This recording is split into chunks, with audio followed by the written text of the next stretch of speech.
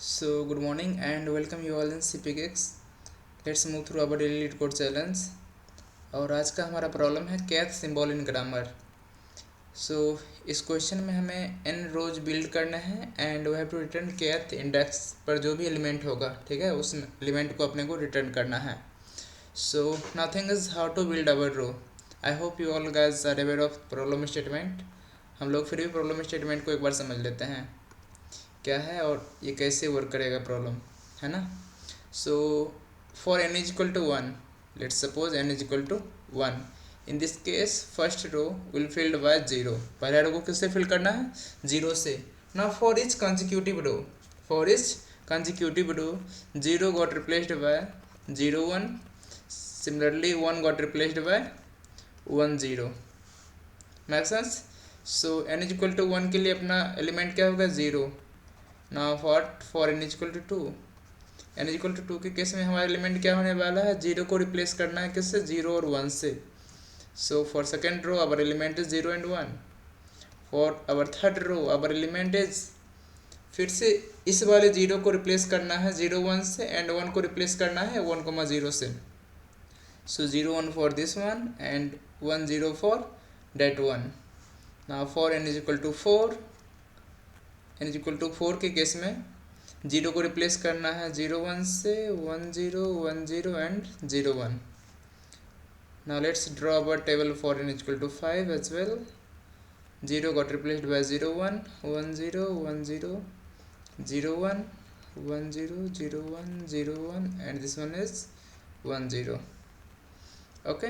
सो अब हम लोग को एक पैटर्न पर ध्यान देते हैं, किस पैटर्न पर हमारा रिकर्सिव कोड होने वाला है, ठीक है ना. इस केस में क्वेश्चन में दिया हुआ है value of n may be lies from 1 to 31, 1 to 31. Similarly value of k may be lies from 1 to 2 to the power n minus one. Clear है. सो ये वाला कोड हमारा रिकर्सिव होने वाला है, लेकिन हम लोग देखते हैं डिपेंडेंस से यहाँ पर कैसे वर्क कर रहा है. Now let us suppose value of n is equal to five. Value of n is equal to five and value of k is equal to five. So इस केस में n is equal to five अपने छोटे n वाले पर कैसे dependent कर रहा है, इसको हम लोग देखते हैं. Now n is equal to five में k is equal to five हमारा एलिमेंट क्या है? Our element is equal to this one. Our element is one. अब देखते हैं ये वन कहाँ से आया है. अगर हम लोग ध्यान से देखें तो ये वन रिप्लेस हुआ है, ये वाले वन को अपन रिप्लेस किए हैं वन जीरो से, ठीक है ना. ये वाले वन को रिप्लेस किए हैं वन जीरो से. सो वन जीरो का ही ये एक पार्ट है हमारा one. Make sense. So n is equal to four, n is equal to four and k is equal to three पर ये डिपेंडेंट है. Now see n is equal to four and k is equal to three किस पर dependent है? ये dependent है हमारा n is equal to three पर and k is equal to two पर डिपेंडेंट है. This one is dependent on this one and this one is dependent on this zero. Similarly this zero is dependent on this zero. Clear है. So what will be our base case of recursive function? सबसे पहले किसके बारे में बात करेंगे हम लोग? बेस केस के बारे में बात करेंगे. If n is equal to one, n is equal to one, then guys our answer is independent on value of k because first row में हमारे पास एक ही कॉलम होने वाले हैं. So simply we gonna return zero और हमारा एलिमेंट क्या है? फर्स्ट रो में जीरो है. Now for n is equal to two, if n is equal to two then we have two options, either k is equal to one और k is equal to two. Now if k is equal to one then we will return 0 and for k is equal to 2, for k is equal to 2 we gonna return 1. ठीक है. अपने पास दो base case हो गए, if n is equal to 1 and और if n is equal to 2. अब मान लेते हैं अगर n का वैल्यू 1 भी ना हो 2 भी ना हो, मान लेते कोई एक general random value of n हो. Let's suppose value of n is equal to 13. Value of n is equal to 13. तो इसके लिए हमें क्या करना होगा? रिकर्सिव कोड लिखना होगा, ठीक है. रिकर्सिव कोड लिखेंगे तो रिकर्सिव कोड किस तरह लिखेंगे? मान लेते हैं n इज इक्वल टू 13 है और भैया k इज इक्वल टू है हमारा 12. k इज इक्वल टू क्या है?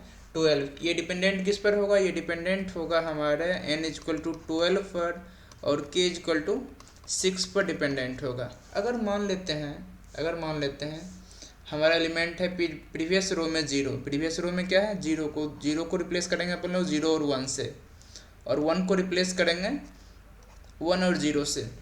तो देखो जो भी हमारा पहला पोजीशन होने वाला है वो कौन सा पोजीशन होने वाला है, ये हमारा ऑड पोजीशन होने वाला है, and second position is going to be our even position.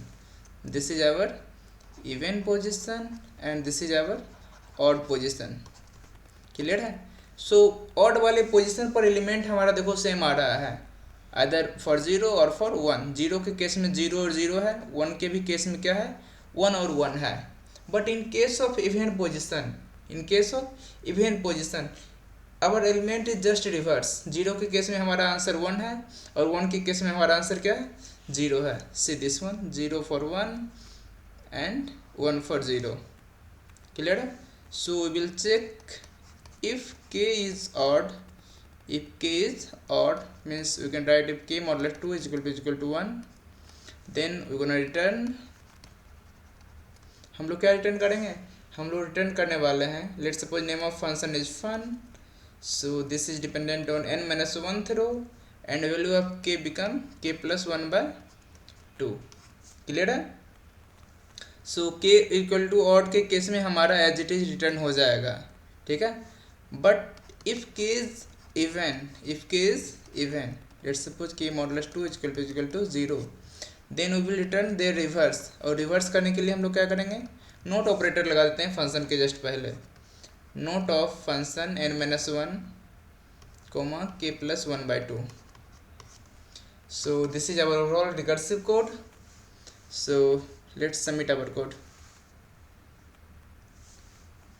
I hope problem statement और एक्सप्लेनेशन तो काफ़ी सिंपल है इसका, बस थोड़ा सा हमें गेस करना था ऑड और इवन पोजीशन के बारे में, ऑड पोजीशन पर क्या आने वाला है और इवन पोजीशन पर क्या आने वाला है, ठीक है। So let us run. I hope everything is well. Yes,